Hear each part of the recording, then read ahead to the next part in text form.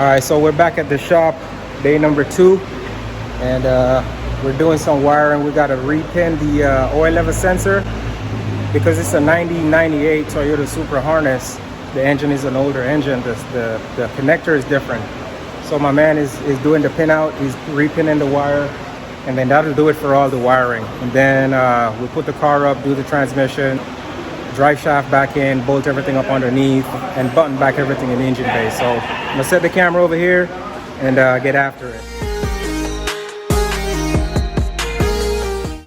Alright, so we're putting up the downpipe, then we're gonna attach it to this bracket. Then we're gonna go get the exhaust and put it on.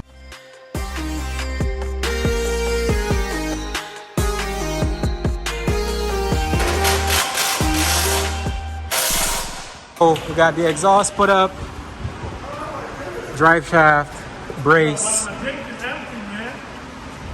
tranny mount, clutch,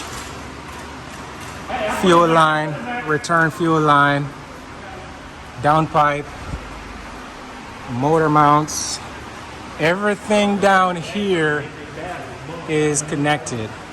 So now we're gonna go up top, put the radiator in, run the radiator hoses, and do some final bit of wiring and see where we're at. All right, so we're trying to set up the radiator. I got a brand new radiator hose for the bottom. Damn, he threw away the bag, so I can't find the part number. But I bought the turbo one. And then the upper radiator hose is also different from the stock engine because it went basically here on the stock motor, but now it comes this way. So that's a different hose again. But this one is not originally from Toyota, so it didn't have a part number on it.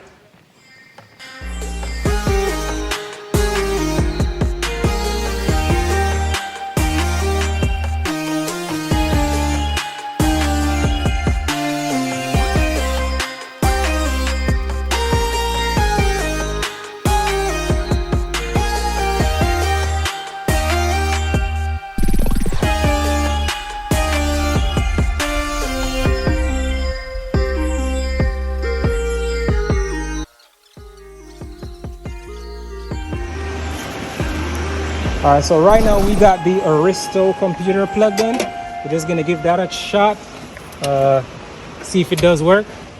And then if it doesn't, then I'll go ahead and plug up the Supra computer and see if that makes the car start.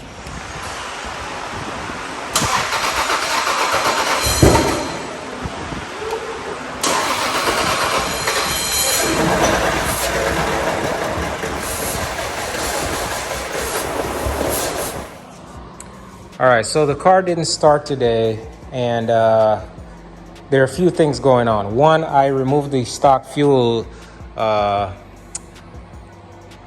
pressure regulator here, and I also installed bigger injectors. So what I noticed is the car was getting way too much fuel, so one, it didn't want to start. So now I'm gonna go ahead and remove the fuel rail, the one that's currently in there. They have 850 injectors in there right now. I'm gonna remove that fuel rail. And the reason I'm removing the fuel rail is because I tapped into it, and I have an AN fitting in there, as you can see, that blue fitting. So I can't put the stock fuel pressure regulator back in that space, otherwise it's gonna leak. So the best thing for me to do is replace the fuel rail, which I do have another one, and in doing so, I'm gonna put the stock injectors back in it. So that fixes the extreme fuel that is getting. The next thing is I just had to go dig up through my parts and find the resistor box that plugs in right here next to the igniter. Now what I'm not sure about is on a Aristo, which is an Aristo motor, I'm not sure if on the Aristo you need a resistor box. But the reason the plug is here is because this is a 1998 Toyota Supra wiring harness, and the Toyota Supra does need it. However, I have two computers. I have a Aristo computer, and I have a Supra computer, which is down there. You can barely see it right there. So I'm gonna try without the resistor box with the Aristo computer and see what happens. But ultimately, I do want to run the car with the Supra computer because, well, I just feel like it's more compatible with the wiring harness and the way the sensors and stuff are set up.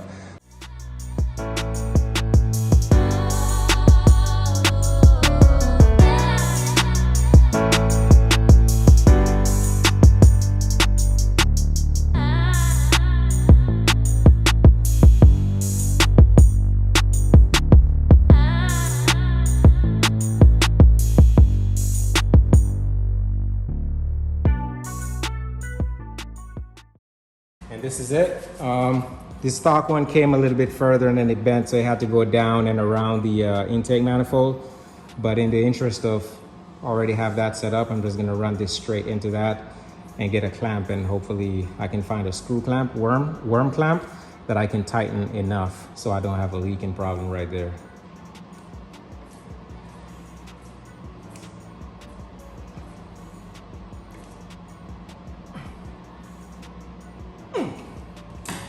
I don't believe that's going anywhere.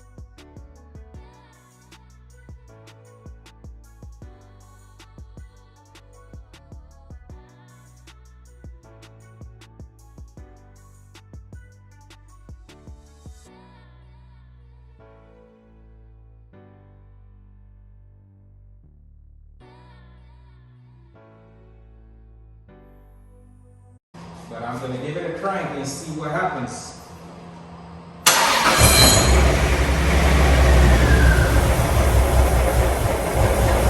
Oh shit, it's running. Whoa, it started, guys. Yo, I'm happy as shit. So maybe it was getting too much fuel initially. It backfired out of here because there probably was so much fuel built up from when I was trying to start it earlier and it didn't, and it was just dumping fuel. So should I try it again? I'm happy. I'm beyond words right now.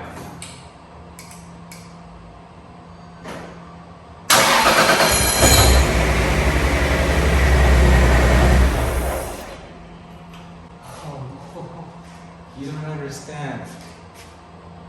Like, I took that engine all the way down to friggin' just the pistons left in the block, removed everything out the head, put it back together, and it starts.